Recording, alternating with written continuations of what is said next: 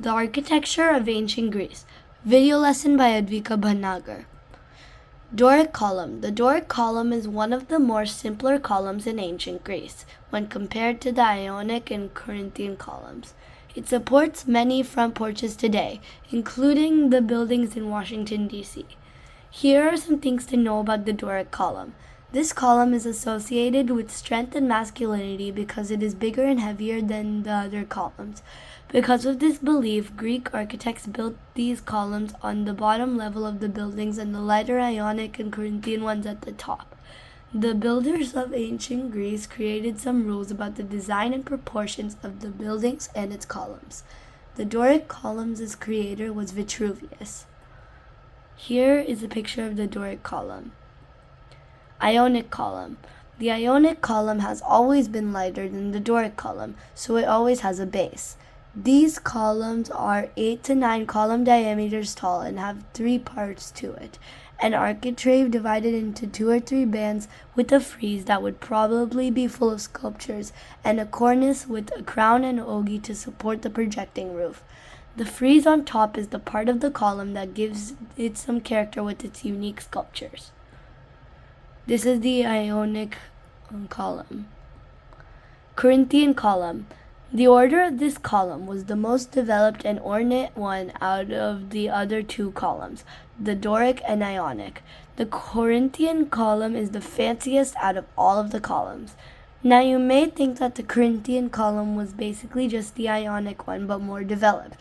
But actually, if you pay attention to the corners of it, the helices are put on the Ionic columns and are shortened on the Corinthian columns.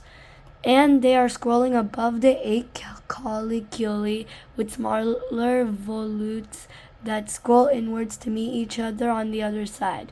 The leaves could be schematic and dry, or it could be naturalistic and spiky.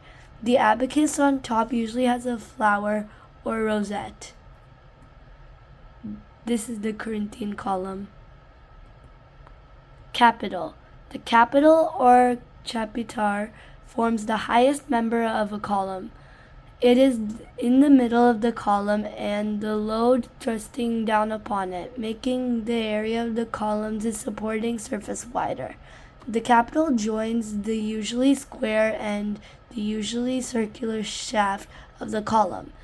It should be convex, concave, or scrolling out on different types of columns.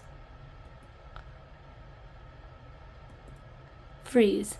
The frieze is the broad central section of an entablature that could be plain or decorated.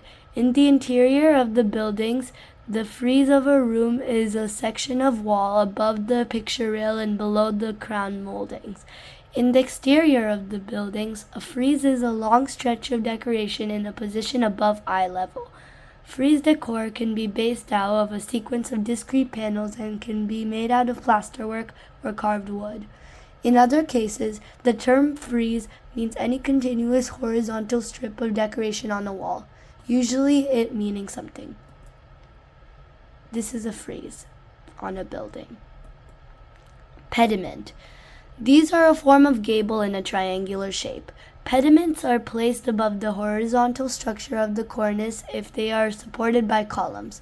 The main shapes of a pediment are segmental, curved, or arched, when the straight line triangle of the cornice is replaced by a curve making a segment of a circle.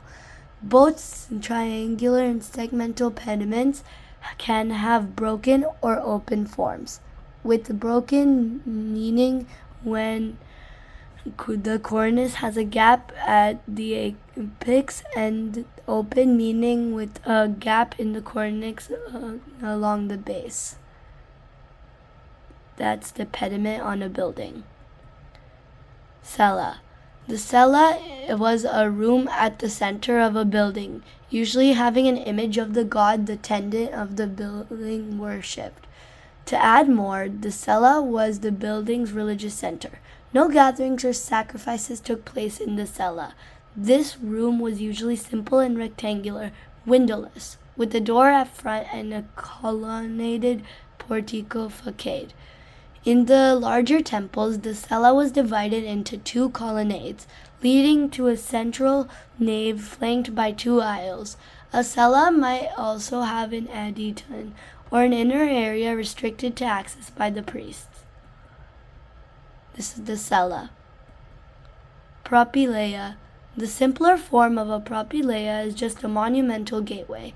It separates the secular and religious parts of a city. The propylaea was a feature of Minoan architecture in 17th century BCE, Crete, and Mycenaean architecture in the 14th century BCE.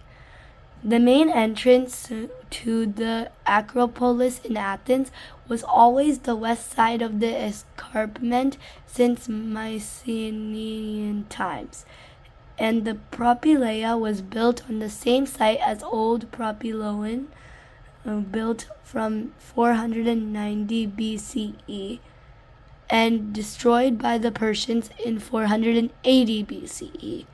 Made of white Pentelic marble, the new propylaea lies on an east and west axis and designed to mirror the architectural style and proportions of the nearby Parthenon. Here is a picture.